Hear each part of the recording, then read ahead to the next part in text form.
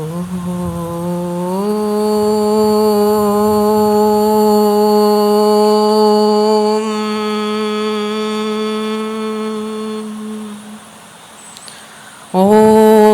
Gum ഗണപതയേ നമഃ.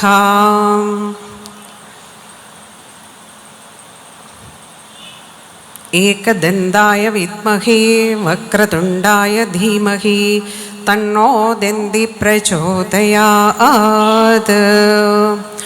ഓം സർവമംഗളമാംഗല്യേ ശിവേ സർവാർത്ഥസാധികേ ശരണ്യേ ത്രയംബകേ ഗൗരീ നാരായണി നമോസ്തുതേ.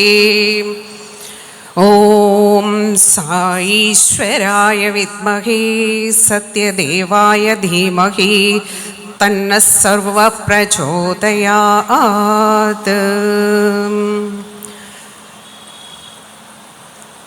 എൻ്റെ വളവനാട് അമ്മമാർക്കും എൻ്റെ വന്ദനം. ഞാൻ വളവനാടുകാരിയും കൂടിയാണ്. ഇവിടുത്തെ ദേവിമാർക്ക് വന്ദനം. ഗുരുവായൂരപ്പ ഭഗവാനെ, അങ്ങയുടെ പാതാരവിന്ദങ്ങളിൽ സാഷ്ടാംഗം നമിക്കുന്നു. എൻ്റെ മാതാപിതാക്കൾക്ക് വന്ദനം. ഇവിടെ ഇരിക്കുന്ന ഓരോ വ്യക്തികളുടെയും പാദങ്ങളിൽ നമിക്കുന്നു. ഇന്ന് ഞാനൊരു സായി ഡിവോട്ടി ആകാൻ ശ്രമിക്കുന്നൊരു വ്യക്തിയാണ്. സായി ഡിവോട്ടി എന്ന് പറഞ്ഞാൽ സ്വാമി പറയുന്നത് പോലെ സ്വാമിയുടെ തത്വങ്ങൾ പാലിച്ചു ജീവിക്കണം, അങ്ങനെ ശ്രമിക്കുന്നൊരു വ്യക്തിയാണ് ഞാൻ. ശരിക്കും പറഞ്ഞാൽ ഒരു സായി ഡിവോട്ടിയാണെന്ന് പറയാൻ എനിക്ക് അർഹതയില്ല. കാര്യം 100% നമ്മളത് പാലിച്ച് തന്നെ ജീവിക്കുന്നവരായിരിക്കണം. അപ്പം സ്വാമിയുടെ കരുണ, സ്വാമിയുടെ അനുഗ്രഹം കൊണ്ട് മാത്രമാണ് എനിക്ക് ഇവിടെ ഇന്ന് ഈ ഗുരുവായൂരപ്പൻ്റെ സന്നിധിയിലെ ഈ മഹാസത്രത്തിൽ ഇന്നിവിടെ വന്നിരുന്ന 2 വാക്ക് പറയാനായിട്ട് അവസരം കിട്ടിയത്. എന്നെ ഒരു 3:15 വിളിച്ചു പറഞ്ഞത് ഇങ്ങനൊരു വേക്കൻസി വന്നു സംസാരിക്കാനായിട്ട്. അതൊരു മഹാഭാഗ്യമായി കരുതി തന്നെ ഞാൻ എനിക്കറിയാം എന്താണോ എന്നെക്കൊണ്ട് ഭഗവാൻ ഗുരുവായൂരപ്പൻ നിങ്ങളോട് പറയാൻ നിശ്ചയിച്ചിരിക്കുന്നത് അത് എന്നിൽ കൂടി പറയിപ്പിക്കണേ എന്ന് പ്രാർത്ഥിക്കുകയാണ്. ഭാഗവത സപ്താഹ സത്രത്തിൻ്റെ 1-ാം ദിവസമായ ഇന്ന് ഒരുപാട് പ്രഭാഷണങ്ങൾ കേട്ട് നമ്മൾ ആനന്ദത്തിൽ ആറാടിയിരിക്കുകയാണ്. ശ്രീ വിമൽ വിജയ് എന്ന് പറയുന്ന ഞങ്ങളുടെ കുട്ടിയാണ്, ഞങ്ങൾ എടുത്തു വളർത്തിക്കൊണ്ട് നടന്ന കുട്ടിയാണ് വളവനാട്. അപ്പം അദ്ദേഹത്തിൻ്റെ മധുരമായ പ്രഭാഷണം കേട്ട് അതിലിങ്ങനെ ആനന്ദത്തിൽ ലയിച്ച് അത് ഞാൻ ഫോണിൽ പിടിച്ചിട്ടുണ്ടായിരുന്നു. പിടിച്ചിങ്ങനെ അത് റിപ്പീറ്റ് ചെയ്ത് കേട്ട് എല്ലാം ഭഗവാനാണ്, എല്ലാത്തിൻ്റെയും അടിസ്ഥാനം ഭഗവാനാണ്. നമുക്ക് ഭഗവാനോടുള്ള ഭക്തി, ഭഗവാനോടുള്ള പ്രേമം എങ്ങനെ വർദ്ധിപ്പിക്കണം എന്ന് അദ്ദേഹം പറഞ്ഞു തന്ന ഓരോ കഥകളും വാക്കുകളും ഒക്കെ കേട്ട് പോയിക്കൊണ്ടിരിക്കുമ്പോഴാണ് ഇവിടുന്ന് ഒരു കോള് വന്നത്. അദ്ദേഹത്തിൻ്റെ ഇന്ന് ഈ സത്രവേദിയിൽ വന്ന് ഭഗവാനെ കുറിച്ച് പറയണമെന്നുള്ളത്. ഭഗവാനെ കുറിച്ച് പറയുക എന്ന് പറയുമ്പോൾ ഞാൻ ആരുമല്ല, പക്ഷേ ആ അവസരം ഞാൻ വിട്ടുകളയാൻ തയ്യാറായില്ല. അതിലെൻ്റെ ഭഗവാന്റെ അനുഗ്രഹം മാത്രമാണെന്നാണ് ഞാൻ വിശ്വസിക്കുന്നത്. ഞാനെന്ന ഭാവമല്ല, എല്ലാം സ്വാമിയുടെ അനുഗ്രഹം, എൻ്റെ ഗുരുവായൂരപ്പൻ്റെ അനുഗ്രഹം എന്ന് മാത്രമാണ്. നമ്മൾ ഇന്നിവിടെ പരീക്ഷിത് മഹാരാജാവിൻ്റെ കഥകളൊക്കെ കേട്ടു അല്ലേ? പരീക്ഷിത് മഹാരാജാവിൻ്റെ ജനനത്തെക്കുറിച്ചൊക്കെ അറിഞ്ഞു. അതിനെ ബേസ് ചെയ്ത് കൂടിയാണ് ഞാൻ ഒന്ന് പറയാൻ ശ്രമിക്കുന്നത്. അതിൽ കൂടെ നമുക്ക് കുറച്ച് കാര്യങ്ങൾ മനസ്സിലാക്കണം, നമ്മളെങ്ങനെ ജീവിതത്തിൽ ജീവിക്കണം. എനിക്കിപ്പം ഒരു വിഷയമില്ല, നല്ല ഒരു പ്രഭാഷണം എന്ന് മാത്രമേ പറഞ്ഞിട്ടുള്ളൂ, സ്പിരിച്വൽ ആയിട്ടുള്ളൊരു പ്രഭാഷണം. അപ്പം ഇന്ന് നമുക്ക് പരീക്ഷിത് മഹാരാജാവിലൂടെ തന്നെ നമുക്ക് കുറേ കാര്യങ്ങൾ പഠിക്കാം അല്ലേ? ആരാണ് പരീക്ഷിത് മഹാരാജാവ്? ശരിക്കും എന്താണ് ഈ ഭാഗവതം എന്ന് പറയുന്നത്? ഇപ്പോഴും അദ്ദേഹം പറഞ്ഞു എന്താണ്, മരണദിനം വിധിക്കപ്പെട്ട ഒരു വ്യക്തിയും അതിനെ നേരിടാൻ ആ വ്യക്തിയെ സജ്ജമാക്കിയ ഒരു മഹാമുനിയും തമ്മിലുള്ള സംഭാഷണമാണ് ഭാഗവതം, അല്ലേ? മരണത്തെ നമ്മൾ എങ്ങനെ ഫേസ് ചെയ്യാം? മരണത്തെ മാത്രമല്ല, മരണം എന്ന് പറഞ്ഞാൽ മരണമില്ലാത്ത അവസ്ഥയിലേക്ക് നമ്മൾ പോകണം, അല്ലേ? മരണത്തിനും അതീതമായിട്ട് നമ്മൾ ഭഗവാനിലേക്കാണ് ചെന്നുചേരേണ്ടത്. ശരിക്കും വൈകുണ്ഠ ലോകത്ത് ഭഗവാന്റെ ഒപ്പം ഭഗവാന്റെ കൂടെ നമ്മൾ വസിക്കാൻ യോഗ്യത നേടിയെടുക്കണം. അപ്പം നമുക്ക് പരീക്ഷിത് മഹാരാജാവ് ആരാണെന്ന് നിങ്ങൾ എല്ലാവർക്കും അറിയാം. എങ്കിൽ കൂടെ ഞാൻ ഒന്നുകൂടെ പറഞ്ഞുകൊണ്ട് തുടങ്ങട്ടെ. ഉത്തരയുടെ ഗർഭത്തിൽ വെച്ചിട്ട് നശിപ്പിക്കപ്പെടാൻ പോയ ഒരു ഭ്രൂണം തന്നെയായിരുന്നു പരീക്ഷിത് മഹാരാജാവ്, അല്ലേ? പരീക്ഷിത്തിന്റെ ജനനം ഉത്തരയുടെ ഗർഭത്തിൽ ഭ്രൂണാവസ്ഥയിൽ ഇരുന്ന് മരണം നേരിൽ കണ്ട ഒരു കുഞ്ഞു ഭ്രൂണമായിരുന്നു പരീക്ഷിത് മഹാരാജാവ്. തൻ്റെ അമ്മയുടെ ഗർഭത്തിലിരിക്കുമ്പോൾ അശ്വത്ഥാമാവ് അയച്ച നിശിത ശരം തൻ്റെ നേർക്ക് ചീറിപ്പായിഞ്ഞ് വരുന്നതായിട്ട് പരീക്ഷിത്ത് കാണുകയാണ്. അമ്മയുടെ വയറ്റിലെ ആത്മാവിൻ്റെ രൂപത്തിലാണ്. ശരിക്കും പറഞ്ഞാൽ ഒരു മനുഷ്യനായില്ല. അത് പലവട്ടം തന്നെ നശിപ്പിക്കാൻ ശ്രമിക്കുകയാണ്. അതിൽ നിന്ന് കോപാഗ്നി സ്ഫുലിംഗങ്ങൾ ചിതറുന്നുണ്ടായിരുന്നു. എന്നാൽ അതേ സമയത്ത് തന്നെ പ്രഭാപൂരിതനായും അത്യന്തം ആകർഷണമുള്ളവനുമായ ഒരാൾ ആ അമ്പിന് നേരെ ഒരു ചക്രായുധം അയക്കുന്നതും അത് മാരകമായ ആ ശരത്തെ സഹസ്രം നുറുങ്ങുകളാക്കുന്നതും കണ്ടു. പരീക്ഷത്തിന് ഭയങ്കര അത്ഭുതവും അതേസമയം കൃതജ്ഞതയും ഉളവായി. തൻ്റെ ഈ അമ്മയുടെ വയറ്റിൽ വന്ന് തന്നെ രക്ഷിക്കുന്ന ആപൽ ബാന്ധവൻ ആരായിരിക്കും? പരീക്ഷിത്ത് ചിന്തിക്കുകയാണ്, ഗാഢമാലായിട്ട് ആലോചിക്കുകയാണ്, ആരാണ് അയാൾ? ഞാൻ കണ്ട ആ വ്യക്തി എൻ്റെ സഹോദരനാണോ? അങ്ങനെയാണെങ്കിൽ അദ്ദേഹം ചക്രായുധം ധരിച്ചിട്ടുണ്ടായിരുന്നല്ലോ. എൻ്റെ കയ്യിൽ ചക്രായുധമില്ല. അപ്പോൾ പക്ഷെ എന്തായാലും എൻ്റെ സഹോദരനല്ല, എനിക്കതുണ്ടായിട്ടില്ല. അപ്പം അവൻ മനുഷ്യനല്ല. അത്യന്തം സുന്ദരനായ ആ ബാലരൂപം അതാരാണ്? പരീക്ഷിത്ത് വളരെ നേരെ ഇങ്ങനെ ചിന്തിച്ചിരിക്കുക. പിന്നെ ആ മുഖം ഒരിക്കലും പരീക്ഷത്തിന് വിസ്മരിക്കാൻ കഴിഞ്ഞില്ല, മറക്കാൻ കഴിഞ്ഞില്ല. കോടി സൂര്യ സമപ്രഭനായ ഒരു ബാലനായിരുന്നു അയാൾ. ആനന്ദമയൻ, സദ്ഗുണവാൻ, നീലാകാശത്തിന് സമമായ കളറുള്ളവൻ. ശരിക്കും നാടകീയമായ രീതിയിൽ തന്നെ രക്ഷിച്ച ശേഷം അദ്ദേഹം അദൃശ്യനായി. വീണ്ടും വീണ്ടും കാണണമെന്ന് പരീക്ഷിത് മഹാരാജാവിന്, പരീക്ഷിത്ത് എന്നുള്ള പേര് വന്നിട്ടില്ല, ആ ഭ്രൂണത്തിന്, ആ ജന്മത്തിന് തോന്നുകയാണ്, എനിക്ക് ഇനിയും വീണ്ടും വീണ്ടും കാണണം. ആ രൂപം എൻ്റെ മനസ്സിൽ ഉറച്ചു കഴിഞ്ഞു. വേറെ ആരെങ്കിലും കണ്ടാൽ തനിക്ക് ദർശനം തന്ന തേജോമയനാണെന്ന് അറിയാൻ അയാളെ സൂക്ഷിച്ചു നോക്കുക. ഇങ്ങനെ സൂക്ഷിച്ചുകൊണ്ടിരിക്കുക, എല്ലാവരും നോക്കിക്കൊണ്ടിരിക്കുക, നോക്കി ആരാണ് അയാൾ എന്ന് കണ്ടുപിടിക്കുക എന്നുള്ള ആ മനോഭാവത്തോടു കൂടിയാണ് പരീക്ഷ ജീവിച്ചത്. അങ്ങനെ ആ രൂപത്തെ ധ്യാനിച്ചുകൊണ്ട് പരീക്ഷത്ത് ഗർഭത്തിൽ വളർന്നു. ആ ധ്യാനമാകട്ടെ കുഞ്ഞിനെ തേജോമയനാക്കി. നമ്മൾ രാമായണത്തിൽ വായിച്ചിട്ടുണ്ടല്ലേ, പഠിച്ചിട്ടുണ്ട്. ശ്രീരാമനെ തന്നെ ധ്യാനിച്ച് ഭരതൻ 14 വർഷം ഇരുന്ന സമയത്ത് ശ്രീരാമനെ പോലെ തന്നെയായിരുന്നു ഭരതൻ, അല്ലേ? അതുപോലെ ഗർഭത്തിൽ ഈ ഭഗവാനെ പ്രാർത്ഥിച്ചുകൊണ്ട് രൂപം നിരന്തരം മനസ്സിൽ വിചാരിച്ചു കൊണ്ടിരുന്ന ആ കുഞ്ഞുമാരായി തേജോമയനായി. ഗർഭവാസമൊക്കെ കഴിഞ്ഞ് ആ കുഞ്ഞ് പൂജാഗതനായി. ഉത്തരയും ദാസിമാരും ഒക്കെ അത്ഭുതപ്പെട്ട് ഇങ്ങനെ ഇരിക്കുക. എന്താ ഒരു ഭംഗി, എന്തൊരു തേജസ്സാണ്, എന്തൊരു കളറാണ്, എത്ര തീക്ഷ്ണമായ പ്രകാശമാണ് അദ്ദേഹത്തിൽ നിന്നും വരുന്നത്. ആ വിവരം എല്ലാവരെയും അറിയിച്ചു, കുഞ്ഞു ജനിച്ച വിവരം. പിറ്റേന്ന് യുധിഷ്ഠിരൻ കുടുംബാചാര്യനായ കൃപരെ വരുത്തി കുട്ടിയുടെ ജാതകർമ്മം നടത്തിച്ചു.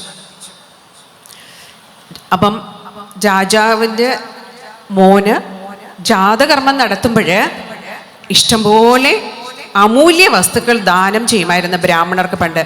അങ്ങനെ ബ്രാഹ്മണർക്ക് ഇഷ്ടംപോലെ അമൂല്യ വസ്തുക്കൾ, പശു, ധനം, സമ്പത്ത്, സ്വർണം എന്നിവയെല്ലാം ദാനം ചെയ്തു. എന്നിട്ട് ജ്യോത്സ്യരോട് ചോദിക്കുകയാണ്, രാജ്യാവകാശിയായ ഈ പുത്രൻ കുടുംബാഭിമാനത്തെയൊക്കെ പുലർത്തി പോരുമോ എന്നും മറ്റും അറിയാനായി മൂന്നാം ദിവസമാണ് ജ്യോത്സ്യരെ വിളിച്ചതൊക്കെ ചോദിക്കുന്നത്. നമുക്കൊരു കുഞ്ഞ് ജനിക്കുമ്പോൾ നമുക്ക് വെപ്രാളമാണല്ലേ, ഇന്ന നാളിലാണ് ജനിച്ചത്, തിരുവോണം നാളിലാണ് ജനിച്ചത്, അവന് ദോഷങ്ങൾ വല്ലതും ഉണ്ടോ, അവൻ ഏറ്റവും നല്ല കുട്ടിയായി വളരുമോ, സമൂഹത്തിന് നല്ലവരായി വളരുമോ, അവന് ദീർഘായുസ്സുണ്ടോ, അവൻ എങ്ങനെയായിരിക്കും മറ്റുള്ള ജനങ്ങളോട് പെരുമാറുക എന്നുള്ള ഇതെല്ലാം അറിയാനായിട്ട് ജ്യോത്സ്യരെ വിളിച്ചു വരുത്തി. പണ്ഡിതന്മാരൊക്കെ വന്നു. ജാതകമെല്ലാം സസൂക്ഷ്മ നോക്കി, ഗ്രഹസ്ഥിതി, എല്ലാ നക്ഷത്രങ്ങളെല്ലാം അത്യുച്ചത്തിൽ നിൽക്കുമ്പോഴുള്ള ജനനം എല്ലാം പരിശോധിച്ചു. മഹാരാജാവേ, ഈ വയസ്സിനിടയ്ക്ക് അനേകായിരം ജാതകക്കുറിപ്പുകൾ എഴുതിയിട്ടുണ്ട്, പക്ഷെ ഇത്രയും മെച്ചപ്പെട്ട ഒരു ജാതകം എഴുതാനുള്ള ഭാഗ്യം എനിക്ക് ഇന്ന് വരെ കിട്ടിയിട്ടില്ല എന്ന് സമ്മതിക്കുന്നത് തന്നെ വേണം. ശുഭസൂചകങ്ങളായ സർവവും ജനന സമയത്ത് ഒന്നിച്ചു വന്നിരിക്കുകയാണ്. ഉത്തമനായ രാജാവനായിരിക്കും, രാജ്യം പരിപാലിക്കുന്നവനായിരിക്കും. ഒരുപാട് ഗുണവിശേഷങ്ങൾ ഈ ജാതകം നോക്കി പറഞ്ഞു. അങ്ങനെ എല്ലാ സന്തോഷ വർത്തമാനവും ഇങ്ങനെ കേട്ടിരിക്കുകയാണ്. ഇരുന്നപ്പോഴ് യുധിഷ്ഠിരൻ പറഞ്ഞു, ഇതെല്ലാം പറഞ്ഞു, ഭാര്യമാരുണ്ടാവും, എല്ലാം പറഞ്ഞു, പക്ഷേ അവസാനം എങ്ങനെയായിരിക്കണമെന്ന് അറിഞ്ഞില്ലല്ലോ. അതിൻ്റെ ഇടയിൽ യുധിഷ്ഠിരൻ പറയുക, അങ്ങനെയാണെങ്കിൽ നിങ്ങൾ പറഞ്ഞ ലക്ഷണങ്ങളെല്ലാം കേട്ടിട്ട് എനിക്ക് സന്തോഷം തന്നെയാണുള്ളത്. രാജകുമാരൻ സദ്ഗുണസമ്പന്നനായിരിക്കും, കീർത്തിമാനായിരിക്കും, പ്രജകളുടെ പ്രേമഭാജനമായിരിക്കും, കരുണാ സാഗരമായിരിക്കും, സർവരോട് സമബുദ്ധിയാ പെരുമാറുന്നവനായിരിക്കും. പക്ഷേ എനിക്ക് അദ്ദേഹത്തിൻ്റെ ഈ മോൻ്റെ അവസാനം അറിയണം എന്ന് പറഞ്ഞു. ജ്യോതിഷികൾ വീണ്ടും ഗണിക്കാൻ തുടങ്ങി. ദീർഘനേരം ഗണിച്ചു. ഇത് കണ്ടപ്പോൾ രാജാവ് ചഞ്ചലചിത്തനായി. അദ്ദേഹം അക്ഷമ കൊണ്ട് അവരോട് വേഗം പറയാൻ ആവശ്യപ്പെട്ടു. അവരുടെ മറുപടി ഇതായിരുന്നു: ഒരു മഹർഷിയുടെ ശാപത്താൽ ഈ രാജാവ് രാജ്യം ത്യജിക്കും എന്നായിരുന്നു. അത് കേട്ട് ദുഃഖമൊക്കെ ഉണ്ടായെങ്കിലും മറ്റുള്ള മഹർഷിമാരുടെ ഉപദേശങ്ങളാൽ രാജാവ് സമാധാനമായി. എന്നിട്ട് ഭഗവാന് നാമകരണം ചെയ്യാനുള്ള ദിവസങ്ങളായി. നാമകരണ സമയത്ത് കുഞ്ഞിനെയും വേദിയിൽ കൊണ്ടുവന്നു. ഭഗവാനെ കണ്ടപ്പോൾ കുഞ്ഞ് ശ്രദ്ധിക്കാൻ തുടങ്ങി.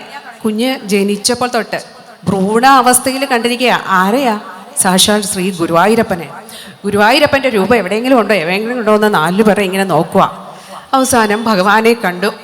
ഭഗവാൻ തന്നെ തൻ്റെ മടിത്തട്ടിൽ ആ ഉണ്ണിയെ എടുത്ത് വെക്കുകയാണ്. അപ്പം പരമമായ ആഹ്ലാദത്തിൽ ആ കുഞ്ഞിങ്ങനെ നോക്കുകയാണ്. ആ സമയത്ത് ഭഗവാൻ ശ്രദ്ധിക്കുകയാണ്.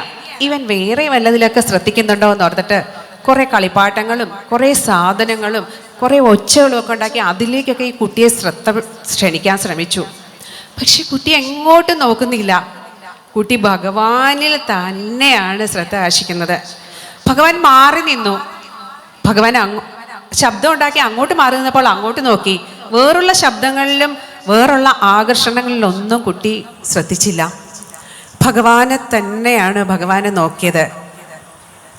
ഇത് കണ്ടപ്പോൾ ഭഗവാൻ പറയുകയാണ്, ഇത് സാധാരണ കുട്ടിയല്ല, എൻ്റെ പരീക്ഷയിൽ അവൻ ജയിച്ചിരിക്കുന്നു.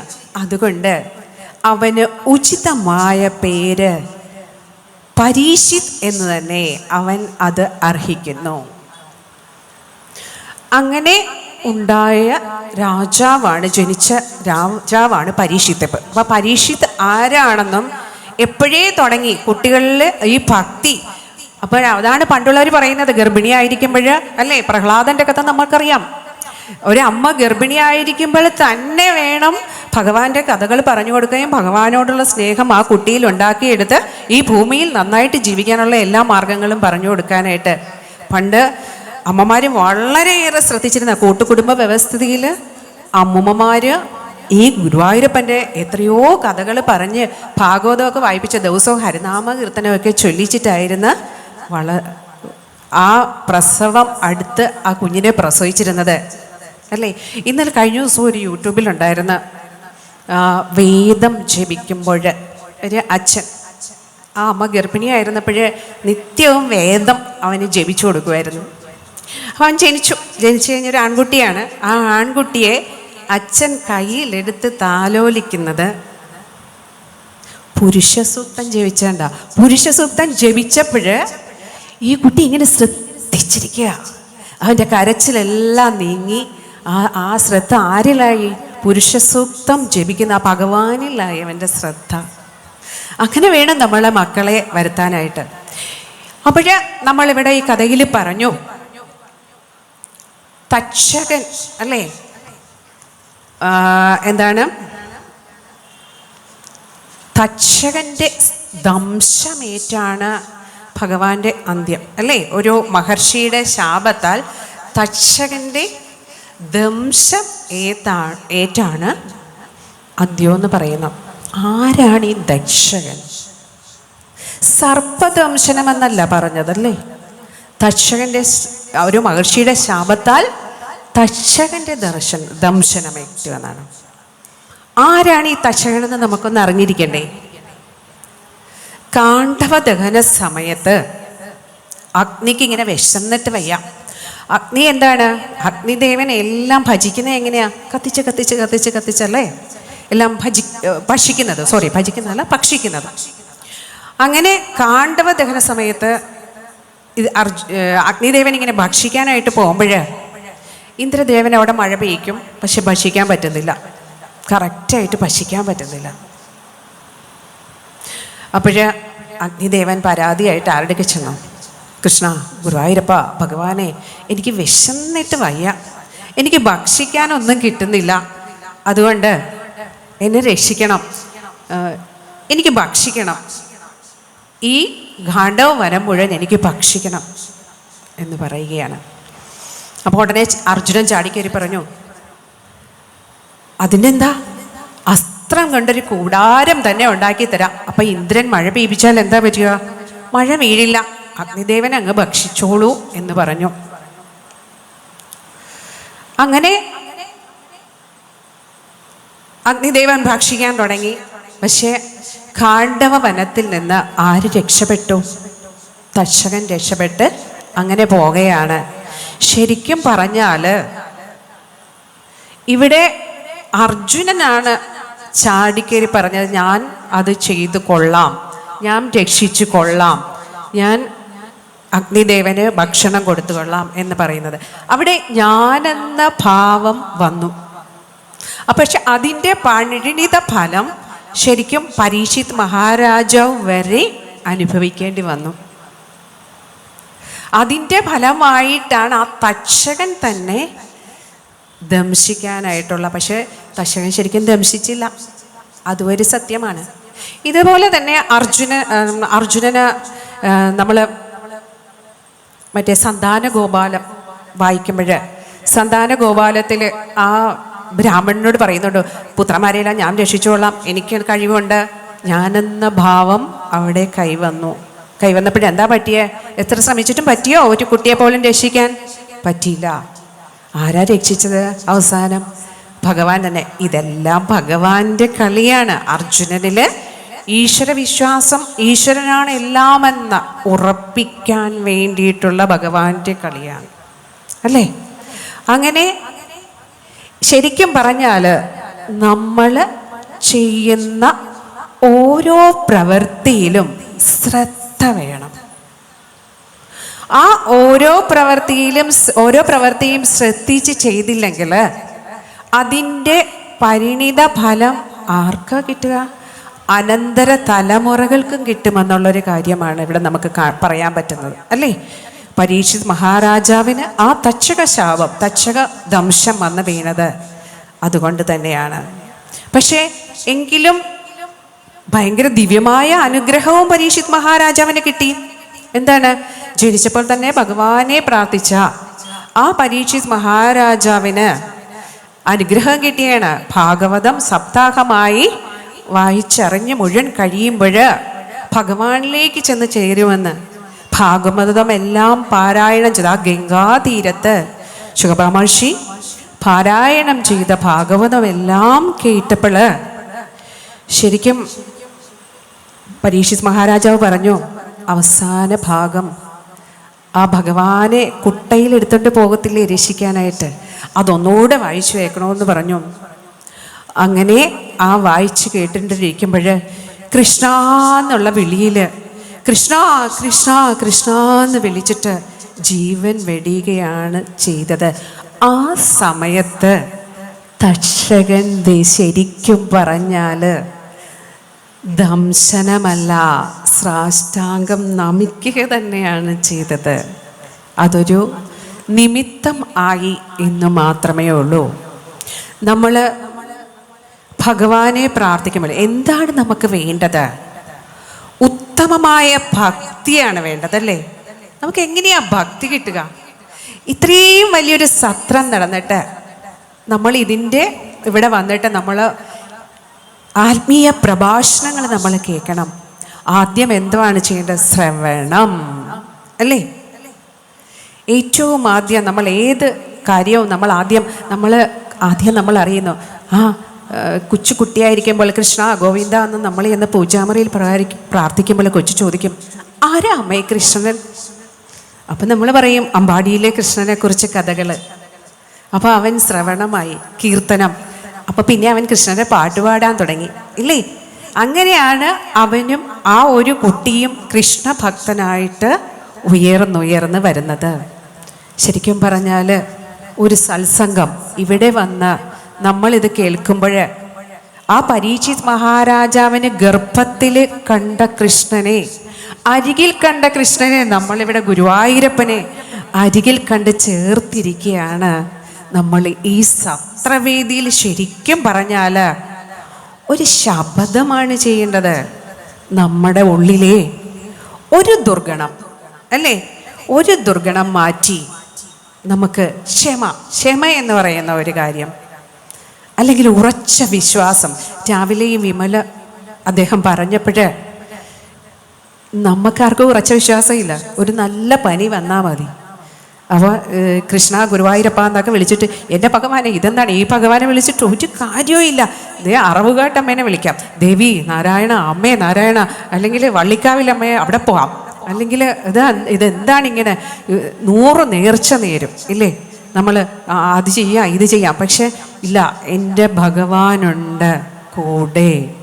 എൻ്റെ ഭഗവാന്റെ നാമം മാത്രം ശ്രവിച്ചുകൊണ്ട് പറഞ്ഞുകൊണ്ട് നാരായണ നാരായണ നാരായണ നാരായണ നാരായണ നാരായണ നാരായണ നാരായണ എന്ന് ജപിച്ചുകൊണ്ടിരുന്നാൽ മതി. നമ്മൾ ചെയ്യുന്ന ട്രീറ്റ്മെൻറ്റിനോടൊപ്പം ഏത് രോഗം വന്നാലും നമ്മൾ റിക്കവർ ആകും. 100% ഉറപ്പാണ്. 100-110%. എത്ര ശതമാനമെന്ന് പറയാൻ പറ്റത്തില്ല. ഭഗവാൻ നമ്മളുടെ അടുത്തിങ്ങനെ ഓടി വരും. ശരിക്കും പറഞ്ഞാൽ നമ്മൾ കണ്ടതല്ലേ ധ്രുവൻ്റെ പ്രാർത്ഥന. ധ്രുവൻ്റെ പ്രാർത്ഥിക്കുമ്പോൾ ധ്രുവനെ ശരിക്കും ശംഖ് കൊണ്ടിങ്ങനെ ശരിക്കും കവിളത്തിങ്ങനെ തലോട് കഴിച്ച് ഭഗവാൻ ചെയ്യുന്നത്. അപ്പോൾ അത്യധികമായിട്ട് നമ്മൾ പരിശീലിപ്പിക്കേണ്ടത് ശരിക്കും പറഞ്ഞാൽ പ്രാർത്ഥനയാണ്. പ്രാർത്ഥനയുടെ ഇമ്പോർട്ടൻസ് നമ്മുടെ കുട്ടികളിൽ എല്ലാവർക്കും പറഞ്ഞു കൊടുക്കണം. നമ്മുടെ ഇന്ന് വീട്ടിൽ ഈ ഒരു അമ്പലത്തിൻ്റെ കീഴിൽ ഉള്ള കുടുംബങ്ങളിലെല്ലാം എത്ര അമ്മമാരുടെ പാദങ്ങളിൽ എത്ര കുട്ടികൾ നമിക്കുന്നുണ്ട്, പാദ നമസ്കാരം ചെയ്യുന്നുണ്ട്. അത് തൊട്ട് നമ്മൾ ശീലിപ്പിക്കണം. നമ്മുടെ മാതൃദേവോ ഭവ, അല്ലേ? അങ്ങനെ ആചാര്യ ദേവോ ഭവ, പിതൃദേവോ ഭവ.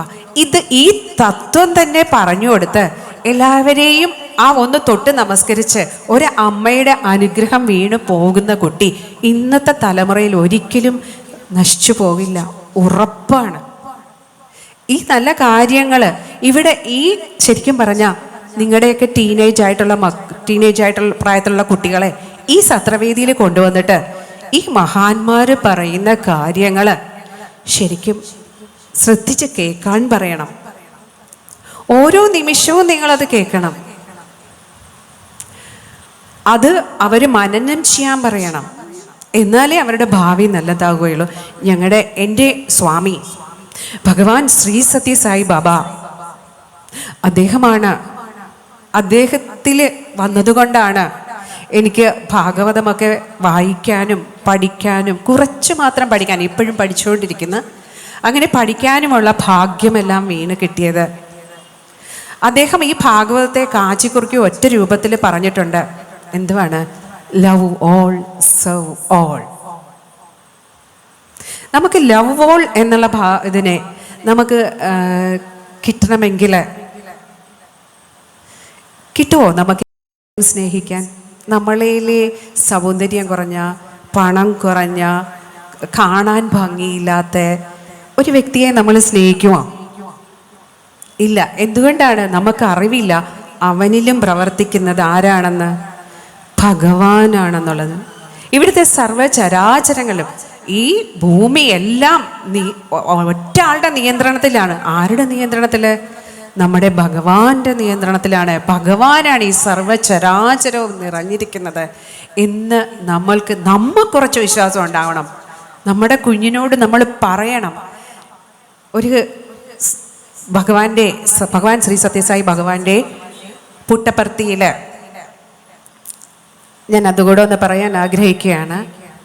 വേദം ചൊല്ലുന്ന വേദനാരായണൻ സാർ എന്ന് പറയുന്നൊരു വ്യക്തിയുണ്ട്. ഏതാണ്ടൊരു 57-58 വയസ്സ് പ്രായം ഇപ്പോഴും ഉണ്ട്. പുട്ടപ്പർത്തിയിൽ വേദം ചൊല്ലുന്നത്, ചിട്ടയോടെ വേദം ചൊല്ലുന്ന, കോളേജിൽ വേദം പഠിപ്പിക്കുകയും കോളേജ് അധ്യാപകനുമാണ്. അവിടെയൊക്കെ വിദ്യാഭ്യാസം എല്ലാം പരിപൂർണമായിട്ടും ഫ്രീ ആണ്. അദ്ദേഹം ഒരു പാവപ്പെട്ട ബ്രാഹ്മണ കുടുംബത്തിലെ ജനിച്ചത്. മഹാകുസൃതിയായിരുന്നു ആ കുട്ടി. ഒന്നും പറഞ്ഞാൽ കേൾക്കില്ല. എപ്പോഴും ഭയങ്കര എന്താ പറയുക, ഓട്ടിസം ബാധിച്ച കുട്ടികളെ എപ്പോഴും ജില്ലെന്ന് പറഞ്ഞിരിക്കും. അടക്കിയിരുത്താൻ അമ്മ ഭയങ്കര പാടാണ്. അമ്മയാണെങ്കിൽ അതിശക്തയായ സായി ഡിവോട്ടിയും. ഒരു രക്ഷയില്ല. ഓരോ കാര്യവും കൊണ്ടുവരും സാധിച്ചു തരാനായിട്ട് അമ്മയുടെ മുമ്പിൽ. അപ്പോൾ അമ്മയ്ക്ക് പറ്റാവുന്ന കാര്യങ്ങളൊക്കെ സാധിച്ചു കൊടുക്കും. അങ്ങനെ ഒരു ദിവസം ഈ കുട്ടി ഇങ്ങനെ നിവർത്തിയില്ല വന്നപ്പോഴ് അമ്മ പറഞ്ഞു, നീ ഒരു 108 തവണ സായിരാമെന്ന് ജപിക്കൂ, അപ്പൊ സ്വാമി വന്ന് നിന്റെ ആഗ്രഹം സാധിച്ചു തന്നോളൂ എന്ന് പറഞ്ഞു. ഒരു കാര്യമുണ്ടായി. ആ കുട്ടി 108 4 വയസ്സുള്ള കുട്ടിക്ക് ഇങ്ങനെ ജപിക്കാനൊന്നും അറിയത്തില്ല. അവനിങ്ങനെ വിരലൊക്കെ പിടിച്ച് ഇങ്ങനെ ജപിച്ചു വന്നപ്പോൾ 28 ആയുള്ളൂ. 28 ജപിച്ച സ്വാമിയുടെ മുമ്പിൽ പോയി പ്രാർത്ഥിക്കാൻ പറഞ്ഞു. പ്രാർത്ഥിച്ചു. അവൻ ആ കാര്യം സാധിച്ചു. അങ്ങനെ ഇവൻ പഠിച്ചപ്പോൾ SLCക്കൊന്നും വലിയ പരീക്ഷയ്ക്ക് വലിയ മാർക്കില്ലായിരുന്നു. അപ്പോഴും സ്വാമിയുടെ കോളേജിൽ ചേർന്ന് പഠിക്കണമെന്ന് പറഞ്ഞു. സ്വാമിയുടെ കോളേജിൽ നിന്ന് പഠിക്കുക എന്ന് പറഞ്ഞാൽ 90% മാർക്ക് ഉണ്ടെങ്കിൽ മാത്രമേ കിട്ടത്തുള്ളൂ. ഇവന് ആവറേജ് ഒരു ക്ലാസ്സേ ഉള്ളൂ. എങ്ങനെയാ സ്വാമിയുടെ കോളേജിൽ പഠിക്കുക? നീ ഇങ്ങനെ പറയില്ലേ എന്ന് മോനോട് അച്ഛൻ പറയുകയാണ്. ഞാൻ 108 പ്രാവശ്യം സായി ഗായത്രി ജപിക്കും, സായിരാം ജപിക്കും, അപ്പോൾ എനിക്ക് അവിടെ കോളേജിൽ അഡ്മിഷൻ കിട്ടുമെന്ന്. ഇവൻ ആ ഭഗവാന്റെ ഉറച്ച വിശ്വാസം. നമുക്ക് 108 ജപിച്ചിട്ട് കിട്ടുമെന്ന് പറയാൻ നമ്മൾ വിശ്വസിക്കത്തില്ല. പക്ഷെ ജനിച്ച കുട്ടിയിൽ ഉണ്ടാക്കിയെടുത്ത ആ അമ്മ ഉണ്ടാക്കിയെടുത്ത ഉറച്ച വിശ്വാസത്തിന്റെ ബേസിലാണ് ഈ 108 മന്ത്രം അവൻ അവിടെ പോയി ജപിക്കുകയാണ്. ഭഗവാന്റെ ആ ഫോട്ടോയുടെ മുമ്പിൽ നിന്ന് 108 പ്രാവശ്യം ഓം ശ്രീ സായിരാം, ഓം ശ്രീ സായിരാം, ഓം ശ്രീ സായിരാം എന്ന് ജപിച്ചു കഴിഞ്ഞിട്ട് വളരെ അത്ഭുതമെന്ന് പറയട്ടെ, ഭഗവാന്റെ കോളേജിലേക്ക് അവന് ഇൻ്റർവ്യൂവിന് ക്ഷണം കിട്ടുകയാണ്. അങ്ങനെ ഭഗവാന്റെ കോളേജിൽ അവൻ പഠിച്ചു, വേദം പഠിച്ചു. അവസാനം ഈ കോളേജിലൊക്കെ നല്ല മാർക്കോട് തന്നെ നല്ല സബ്ജക്റ്റൊക്കെ എടുത്ത് പഠിച്ചു കഴിഞ്ഞിട്ട് ഭഗവാൻ ഒരു ദിവസം പറയുന്നത് ഈ വേദം പഠിപ്പിക്കാൻ പറഞ്ഞു. അവന് വേദം എനിക്കറിയില്ല എന്ന് പറഞ്ഞു. അപ്പോഴും 108 തവണ ജപിച്ചു. നീ പഠിച്ചോളും എന്ന് പറഞ്ഞു. അങ്ങനെ വേദം പഠിച്ചെടുത്ത് വേദ പണ്ഡിതനായ ആണ് വേദനാരായണൻ സാറ്. അപ്പം ഞാൻ ഇവിടെ ഈ ചെറിയ ചുരുക്കി പറഞ്ഞതിൻ്റെ കാര്യം, നാമജപത്തിൻ്റെ പ്രാധാന്യം നമ്മുടെ മക്കളോട് പറഞ്ഞു കൊടുക്കണം. നമ്മുടെ മക്കളോട് പറയണം, നീ ദിവസവും 108 ഓം നമഃ ശിവായ ജപിക്ക്. ഒരു ശിവഭക്തനാണെങ്കിൽ അങ്ങനെ പറയാം, ഒരു കൃഷ്ണം, എല്ലാം ഒന്നാണ്, നമ്മൾ പല നാമത്തിൽ വിളിക്കുന്നതേ ഉള്ളൂ, സകലതും ഒന്ന് തന്നെ. പക്ഷെ നമുക്കൊരു ഇഷ്ടനാമം സ്വീകരിക്കാം. അത് സായി എന്നോ, കൃഷ്ണ ഗുരുവായൂരപ്പ എന്നോ, നാരായണ നാരായണ നാരായണ എന്നോ, ഓം നമോ നാരായണ എന്നോ, ഓം നമോ ഭഗവതി വാസുദേവായ എന്നൊക്കെ നമുക്ക് എന്ത് വേണം സ്വീകരിക്കാം. അത് ഒരു അച്ഛനും അമ്മയും നിർബന്ധമായിട്ടും കുട്ടികളെ ശീലിപ്പിക്കുക. പ്രാർത്ഥനയിലൂടെ സാധിച്ചിരിക്കും എന്ന് അവരെ ബോധ്യപ്പെടുത്തുക, ചെറിയ പ്രായത്തിലെ തന്നെ. അതിനാണ് നമ്മൾ ഗീത പഠിപ്പിക്കണം. ഇവിടെ ശരിക്കും പറഞ്ഞാൽ ബാലവികാസ്, ഈ അമ്പലത്തിൻ്റെ കീഴിലൊരു ബാലവികാസ് നമുക്ക് സ്റ്റാർട്ട് ചെയ്യണം. സ്റ്റാർട്ട് ചെയ്തിട്ട് ഇവിടെ കുട്ടികളെ വേദം പഠിപ്പിക്കണം. ബാലവികാസിലെ കാര്യങ്ങൾ എന്തൊക്കെയാണ്, എങ്ങനെയാണ് ജപിക്കുന്നതെന്നൊക്കെ പഠിപ്പിച്ചു കൊടുക്കണം. മാതാപിതാക്കളെ ബഹുമാനിക്കാനും അവരുടെ പാദപൂജ ചെയ്യാനും ശക്തരാക്കണം മക്കളെ. ഒരിക്കലും ഇന്നത്തെ MDMA പുറകെ ഒരു കുട്ടിയും നമ്മുടെ പോകത്തില്ല.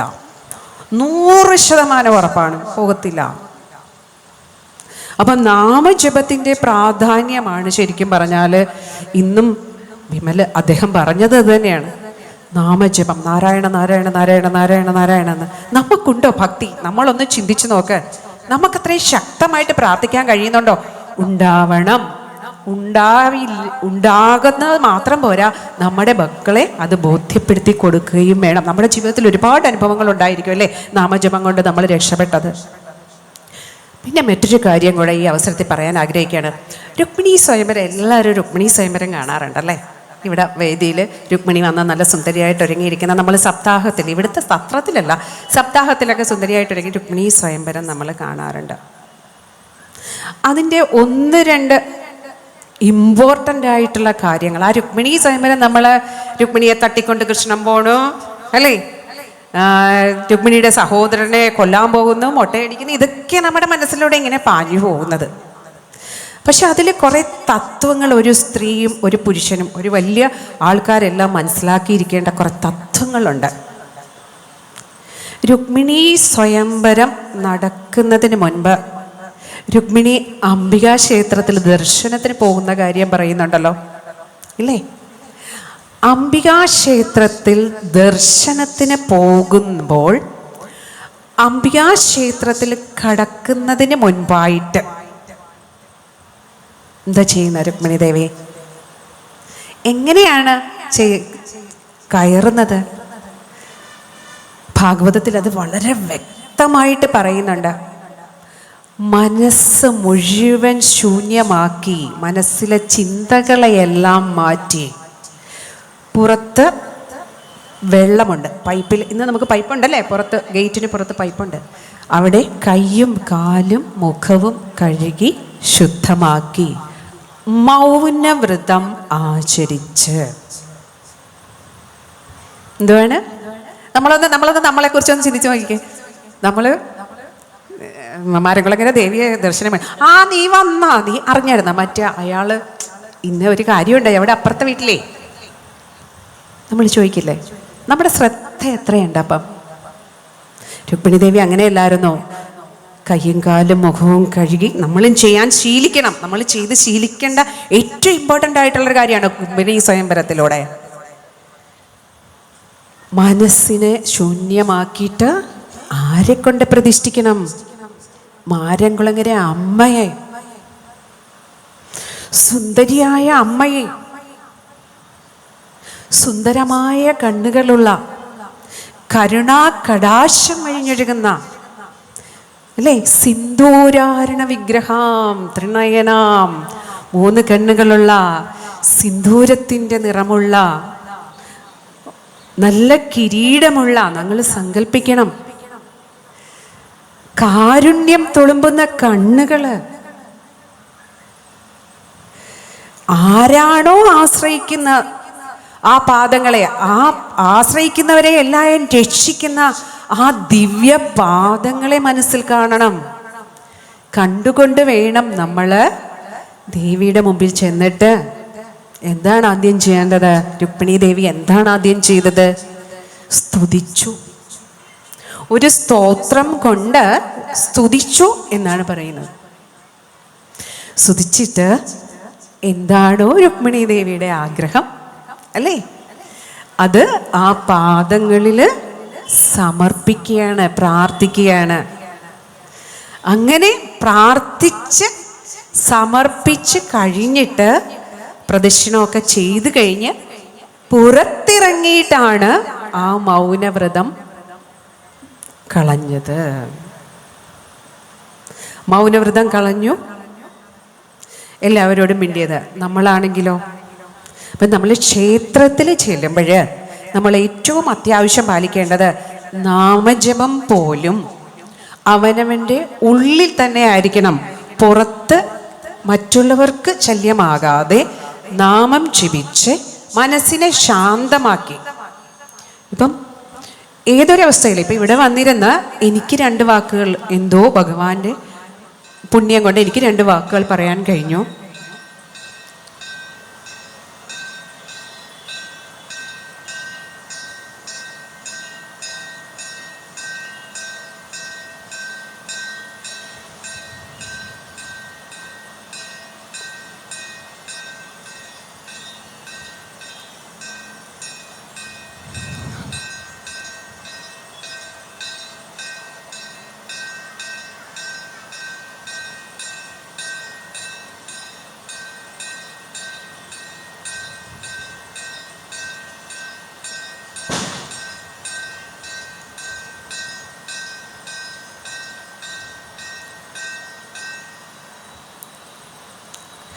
അപ്പോൾ നമ്മൾ ആ ഭഗവാന്റെയോ അല്ലെങ്കിൽ ദേവിയുടെയോ ഏത് ക്ഷേത്രം ചെല്ലുമ്പോൾ ആ രൂപം കണ്ട് മനസ്സിൽ പ്രാർത്ഥിച്ച് അകത്ത് മനസ്സ് ശുദ്ധമായിട്ട്, ശരീരവും മനസ്സും ശുദ്ധമാക്കി തന്നെ വേണം നമ്മളുടെ പ്രാർത്ഥനകൾ സമർപ്പിക്കാൻ.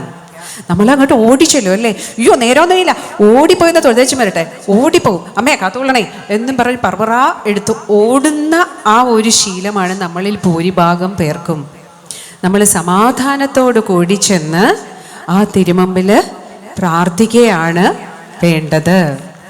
ആ ഒരു ശീലം നമ്മൾ ഉണ്ടാക്കിയെടുക്കണം. ഇന്ന് തന്നെ നമ്മൾ പ്രതിജ്ഞ ചെയ്യുക, നാളെ മുതൽ അല്ലെ ഇന്ന് മുതൽ എന്താണ്,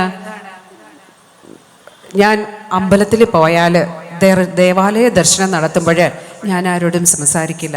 ആരെങ്കിലും സംസാരിക്കാൻ വരുമ്പോൾ പ്ലീസ് പ്രാർത്ഥിച്ചിട്ട് എന്ന് ആദ്യം നമുക്ക് അങ്ങനെ പറയാം. ആദ്യം അവർ പറയും, ഓ ഭയങ്കര അഹങ്കാരിയായിരിക്കും, ഒന്ന് മിണ്ടിയപ്പോൾ എല്ലാം പോയോ എന്നൊക്കെ ചോദിക്കുമായിരിക്കാം. പക്ഷേ നമ്മൾ ആ ക്ഷേത്രത്തിൽ പ്രവേശിക്കുമ്പോൾ എല്ലാം മറന്ന് ഭഗവാനെയോ ഭഗവതിയോ മനസ്സിൽ കണ്ട് പ്രാർത്ഥിക്കണം. അതിൻ്റെ ഫലം ശരിക്കും ഭയങ്കര വലുതാണ്.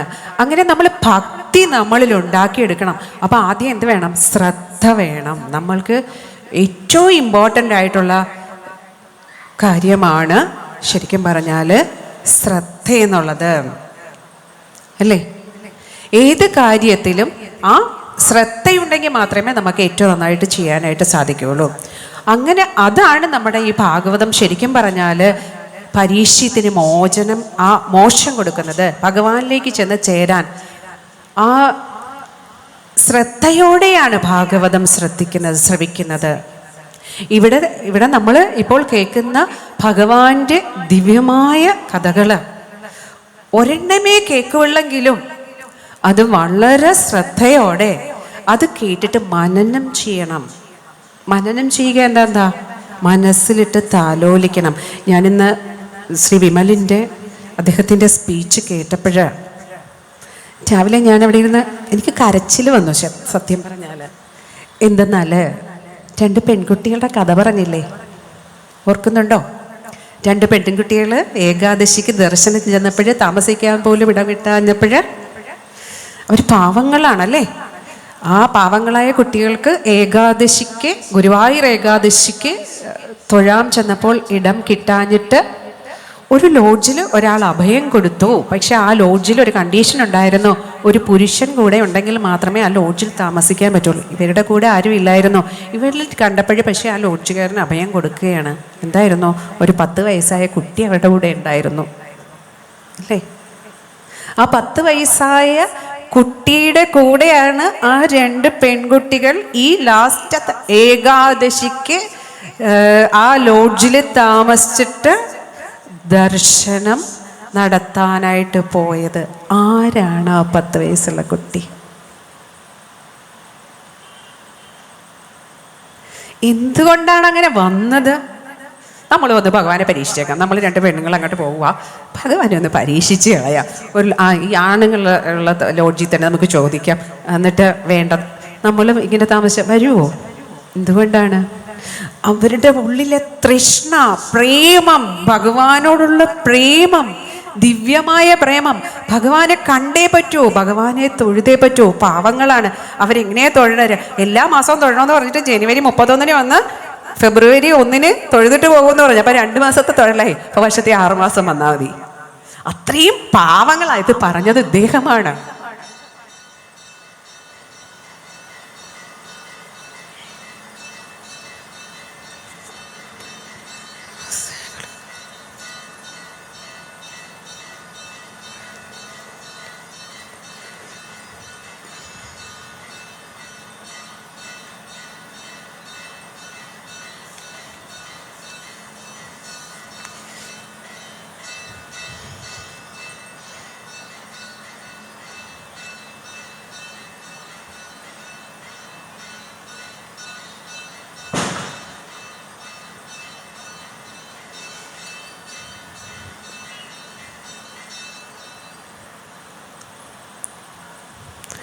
ആ നിറഞ്ഞ ഭക്തിയാണ് നമ്മുടെ ഉള്ളിൽ ഓരോ പ്രാവശ്യവും ഉണ്ടാവേണ്ടത്.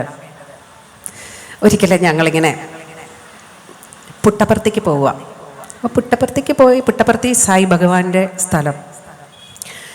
അങ്ങനെ ഒരു പ്രാവശ്യം ഞാനും എൻ്റെ ഭർത്താവും കൂടെ പോയപ്പോൾ ഏതോ ഒരു ട്രെയിൻ മറിഞ്ഞു. അങ്ങനെ ട്രെയിനുകളൊക്കെ ബ്ലോക്കായി, ഓരോ സ്ഥലത്ത് നിർത്തിയിട്ടിരിക്കുക. ഒരു ജനവാസമില്ലാത്തൊരു സ്ഥലത്താണ് ഞങ്ങളുടെ ട്രെയിൻ ചെന്നപ്പെട്ടത്. കയ്യിലാണ് ഒരു സാധനം, ഭക്ഷണമില്ല. അന്ന കാലത്ത് ഒരു 20 വർഷം ബാക്കിലാണ്. കാശൊന്നും വലുതായിട്ടില്ല, കയ്യിൽ കൂടുതൽ ഭക്ഷണമൊക്കെ എടുത്തുകൊണ്ട് പോകാൻ ഉള്ള അത്യാവശ്യം ഉള്ളതൊക്കെ വൈകുന്നേരം കഴിച്ച് തീർത്ത്, രാത്രിയിൽ ഭക്ഷണം കഴിച്ച് തീർത്തു. രാവിലെ എണ്ണീറ്റു. അപ്പോഴാണ് ഇതൊക്കെ അറിയണത്. പല്ല് തേച്ചു, കുളിച്ചു. 11 മണിയായി, 12 മണിയായി, 1 മണിയായി. വിശപ്പിൻ്റെ വിളി അങ്ങ് തുടങ്ങി. കാര്യം ധൃതി പിടിച്ച് പുട്ടപ്പുറത്തിൽ പോകാനായിട്ട് എല്ലാം റെഡിയാക്കി. തലേദിവസം തന്നെ ഒരുമാതിരി വെപ്രാളവും പിടിച്ച് നല്ലപോലെ ഭക്ഷണവും കഴിക്കാതെയാണ് 2 പേരും പോകുന്നത്. എൻ്റെ ഹസ്ബൻഡിനാണെങ്കിൽ ചെറിയ ഇയർ ബാലൻസിൻ്റെ പ്രോബ്ലം ഉണ്ട്. അപ്പോൾ ഒരു ചെറിയ അസ്വസ്ഥത, ഗ്യാസും ഒക്കെ കേട്ടിട്ട് തലകറക്കം ഉണ്ടാവും. അപ്പോഴാണ് ഞങ്ങളുടെ ബോഗിയിൽ തന്നെ ഉണ്ടായിരുന്ന കുറേ പോലീസുകാരായിരുന്നു. അവരെവിടെയോ ട്രെയിനിങ്ങിന് ഹൈദരാബാദോ അങ്ങനെ എന്താ പോകുമായിരുന്നു. അവർ വന്നിട്ട് പറഞ്ഞു, ഞങ്ങളുടെ കയ്യിൽ കുറച്ച് ചപ്പാത്തിയും വെജിറ്റബിൾസും ഉണ്ട്, നാരങ്ങയൊക്കെ ഉണ്ട്. ഞങ്ങൾ അതുകൊണ്ടൊരു വെജിറ്റബിൾ കുറേ ഇങ്ങനെ അരിഞ്ഞു കൂട്ടി, നാരങ്ങയൊക്കെ പിഴിഞ്ഞൊരു വെജിറ്റബിൾ കൂട്ടം ഉണ്ടാക്കി. ചപ്പാത്തി കുറേ അധികം ഇരിപ്പുണ്ട്, നിങ്ങൾക്കിത് കഴിക്കാമോ എന്ന് ചോദിച്ചു. എൻ്റെ ഗുരുവായൂരപ്പ, കഴിക്കുകയില്ലെന്ന് ആരെങ്കിലും പറയോ? അയ്യോ അതിനെന്താ, ഞങ്ങൾക്ക് വിശന്നിട്ട് വയ്യ, എൻ്റെ ഭഗവാനെ, ഭഗവാന്റെ അനുഗ്രഹം ഞങ്ങൾക്ക് തന്നോളൂ എന്ന് പറഞ്ഞു. അങ്ങനെ 3-3:30 ആയപ്പോഴാണ് ഈ ഭക്ഷണം ഞങ്ങൾ കഴിക്കുന്നത്. അപ്പോൾ അവർ ഞങ്ങളോട് ചോദിച്ചു, നിങ്ങളെവിടെ പോവുകയാണ്? ഞങ്ങൾ പറഞ്ഞു, പുട്ടപ്പർത്തിയിൽ സ്വാമിയെ കാണാൻ പോവുകയാ. നിങ്ങൾ 2 മാത്രമേ ഉള്ളൂ? ആ, ഞങ്ങൾ 2 മാത്രം കൂടിയാണ് പോകുന്നത് സ്വാമി ദർശനത്തിന്. ആരാണ് ഈ സ്വാമി? ഞങ്ങൾ പറഞ്ഞു, ഇത് തന്നെയാണ് സ്വാമി.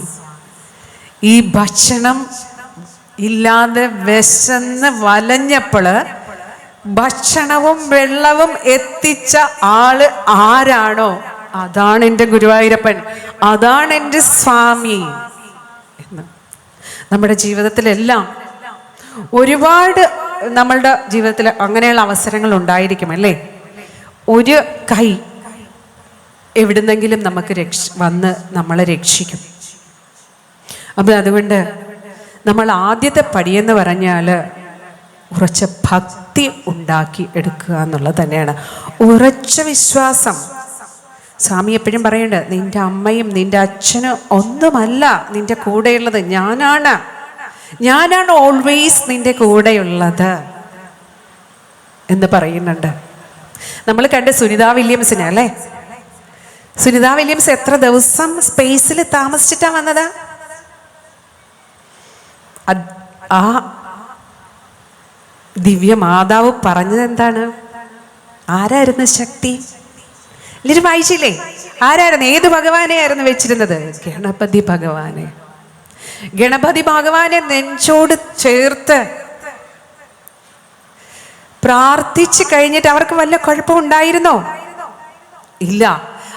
അവിടെ എത്തുമ്പോൾ ആ സ്പേസിൽ നമുക്ക് രക്ഷപ്പെടാൻ ഒരേ ഒരു ശക്തി മാത്രമേ ഉള്ളൂ, ഈശ്വരൻ മാത്രം. നമ്മൾ അങ്ങനെ ഒരു സിറ്റുവേഷനിൽ പെട്ടാൽ നമ്മൾ കിടന്ന് അലറി വിളിക്കും, ഈശ്വരാന്ന് വിളിക്കുവോ, അയ്യോ എന്ന് വിളിക്കും അല്ലേ, അയ്യോ ഓടിവായോ, ഇത് എന്ത് ചെയ്യണം, അങ്ങനെയാണ് നമ്മൾ ദൈവമേ ഗുരുവായൂരപ്പൻ കൂടെയുണ്ട്. കാര്യം ശരിക്കും പറഞ്ഞാൽ ഓരോ സമയത്തും നമുക്കിഷ്ടപ്പെടുന്ന ഒരു മന്ത്രം, ഇപ്പം ഗായത്രി മന്ത്രം ജപിച്ചാൽ, ഇപ്പോൾ ഒരു പ്ലെയിൻ ക്രാഷിൻ്റെ സമയത്ത് ഗായത്രി മന്ത്രം ജപിച്ചതിനാൽ ഈശ്വരൻ പ്രത്യക്ഷപ്പെട്ടത് രക്ഷപ്പെടുത്തിയെന്നാണ്. ഒരുപാട് കഥകൾ സ്വാമിയുടെ അനുഭവത്തിലുണ്ട്. സ്വാമിയുടെ കഥ ഇവിടെ പറയുന്നത് അത്ര ഉചിതമല്ലാത്തതുകൊണ്ടാണ് ഞാൻ അതങ്ങനെ പറയാത്തത്. ഓരോ ശാസ്ത്രജ്ഞന്മാരുടെ ഓരോ എന്താണ് പറയുക സൂത്രവാക്യങ്ങൾ സ്വാമിജനെ പറഞ്ഞു കൊടുത്ത, ശാസ്ത്രജ്ഞനേക്കാൾ വലുത് ശാസ്ത്രജ്ഞനെ സൃഷ്ടിച്ച ഈശ്വരനാണെന്ന തത്വം, അതാണ് സുനിത വില്യംസിൻ്റെ കയ്യിലുണ്ടായിരുന്നത്. ദേവിയേത് നമ്മുടെ കുട്ടികളെ ഭഗവത്ഗീത പഠിപ്പിക്കണം. ഭഗവത്ഗീത എന്തിനാണ്? കുറേ ശ്ലോകങ്ങൾ, സംസ്കൃത ശ്ലോകങ്ങൾ ഉച്ചത്തിൽ ചൊല്ലി പഠിക്കുക എന്നുള്ളതല്ല. നമ്മുടെ ഈ പ്രപഞ്ചത്തിൽ നമുക്ക് ഇന്നത്തെ ഈ കലിയുഗത്തിൽ അല്ലേ ജീവിക്കണമെങ്കിൽ ആര് വേണം? ഭഗവാന്റെ സംരക്ഷണം വേണം, ശക്തി വേണം. ആ ശക്തിയാണ് ഭഗവത്ഗീതയിൽ നിന്ന് നമുക്ക് കിട്ടുന്നത്. ശരിക്കും പറഞ്ഞാൽ ഈ കലിയുഗത്തിൽ ഉത്തമനായ രാജാവായിരുന്നു ആര്? പരീക്ഷിത് മഹാരാജാവ്. ഏറ്റവും ഉത്തമനായിരുന്നു അദ്ദേഹം. ആ ശമീക മഹർഷിയുടെ തോളിൽ കൊണ്ട് ആ പാമ്പിനെ ഇട്ടത് അദ്ദേഹം ഒരിക്കലും ചെയ്യരുതാത്തതായിരുന്നു. എന്തുകൊണ്ടാ? കലി ഇരിക്കുന്ന എവിടെയൊക്കെയാ? സ്വർണം, സ്ത്രീ, അങ്ങനെ എന്താ സ്ത്രീ, അങ്ങനെയുള്ള ഇതിലൊക്കെയാണെന്നാ പറയുന്നത്. അപ്പം ഈ രാജാവിൻ്റെ തലയിൽ കിരീടമുണ്ടായിരുന്നു, സ്വർണമുണ്ടായിരുന്നു. അപ്പോഴവിടെ ശരിക്കും പറഞ്ഞാൽ കലി കയറിയത് കൊണ്ടാണ് രാജാവ് സ്വയം മറന്ന് ആ പാമ്പിനെ പിടിച്ച് ആ മഹർഷിയുടെ തലയിൽ ഇടാനിടയായത്. അപ്പം നമുക്ക് ഇങ്ങനെ ഈ കലിയുഗത്തിൽ ജീവിക്കണമെങ്കിൽ ഓരോ നിമിഷവും നമ്മൾ ശ്രദ്ധയോടുകൂടി ഭഗവത് സ്മരണയിൽ, ഭഗവത് നാമത്തിൽ ജീവിച്ചാൽ മാത്രമേ നമ്മളൊരു ട്രാപ്പിൽ ചെന്ന് വീഴാതെ നമുക്ക് സുഖമായിട്ട് മുന്നോട്ട് ജീവിതം കൊണ്ടുപോകാനായിട്ട് സാധിക്കുകയുള്ളൂ. അത് എത്ര പറഞ്ഞാലും മതിയാവൂല. നമ്മുടെ മക്കളെ ദേവിയേത് ഈ അമ്പലത്തിൽ ഈ ഭാരവാഹികളോടുള്ള ഒരു അപേക്ഷയാണ്, പ്രാർത്ഥനയാണ്. ഗീതാ ക്ലാസ് ഇവിടെ ആരംഭിച്ചിട്ടില്ലെങ്കിൽ അതുപോലെ തന്നെ വേദങ്ങൾ പഠിപ്പിക്കണം, ഭഗവത് ഭക്തി അവർക്ക് പറഞ്ഞു കൊടുക്കണം. ഭഗവാന്റെ നിരവധി കഥകൾ ഓരോ ക്ലാസ്സിലും ഒരു 2-3 കഥകൾ വെച്ച് പറഞ്ഞു കൊടുക്കണം. ഈ നാട്ടിലുള്ള നമ്മുടെ മക്കള് നമ്മുടെ രാജ്യത്തിൻ്റെ തന്നെ മാതൃക പുരുഷന്മാരും സ്ത്രീകളുമായി മാറുന്ന രീതിയിൽ നമുക്ക് നല്ല രീതിയിൽ ട്രെയിനിങ് ഈ അമ്പലത്തിൻ്റെ അണ്ടറിൽ കൊടുക്കാൻ സാധിക്കണം. ദേവി സമ്മതിച്ചു കഴിഞ്ഞു. ഗീതാ ക്ലാസ്സൊക്കെ ആരംഭിച്ചിട്ട് നല്ല കുട്ടികളായിട്ട് വളരാനായിട്ട് മാതാപിതാക്കളെ ബഹുമാനിച്ച് ഇന്നത്തെ MDMA നിന്നൊക്കെ ഒരു മോചനം നേടി മോശം ജീവിതം ജീവിക്കാതെ ഏറ്റവും സ്ട്രെയിറ്റ് ഫോർവേഡായിട്ട് സത്യസന്ധമായിട്ട് അതിലുപരി ഈശ്വര വിശ്വാസിയായിട്ട് ജീവിച്ചിട്ട് നമ്മൾ എവിടെ ചെല്ലാനാണ് ജീവിക്കുന്നത്, നമ്മൾ ആരുടെ കൂടെ ചെല്ലാനാണ് ജീവിക്കുന്നത്, നമ്മൾ ഗുരുവായൂരപ്പൻ്റെ കൂടെ ഗുരുവായൂരപ്പൻ്റെ തന്നെ രൂപം സ്വീകരിച്ച് ആ ഗുരുവായൂരപ്പൻ്റെ സന്നിധിയിൽ ചെന്ന് ചേരുകയാണ് നമ്മുടെ ജന്മത്തിൻ്റെ ലക്ഷ്യം എന്ന് പറഞ്ഞു കൊടുത്ത് അവനവൻ്റെ കർമ്മത്തെ ഏറ്റവും നന്നായി ചെയ്യാൻ അവരെ പ്രാപ്തരാക്കുന്ന രീതിയിൽ ഭഗവത്ഗീതയും ബാലവികാസ് ക്ലാസ്സും കൊണ്ട് നമുക്കിവിടെ നേടിയെടുക്കാനായിട്ട് സാധിക്കണം.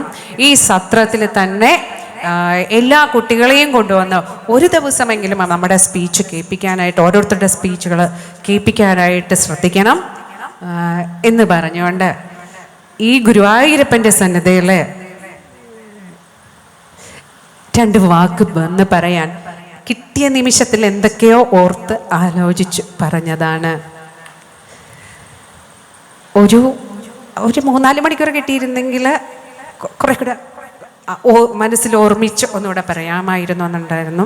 എന്നാലും എന്നെക്കൊണ്ട് ഇത്രയേ ഭഗവാൻ ചെയ്യിപ്പിക്കേണ്ടേ ഉള്ളൂ. അതുകൊണ്ട് എന്നെക്കൊണ്ട് ഇത്രയും പറയിപ്പിച്ച ആ ഗുരുവായൂരപ്പൻ്റെ പാദങ്ങളിൽ, എൻ്റെ സ്വാമിയുടെ പാദങ്ങളിൽ, അമ്മമാരുടെ പാദങ്ങളിൽ സകലതും സമർപ്പിച്ചുകൊണ്ട്, എൻ്റെ വാക്കുകൾ സമർപ്പിച്ചുകൊണ്ട് എല്ലാവരെയും ഒരിക്കൽ കൂടി നമിക്കുന്നു. നന്ദി.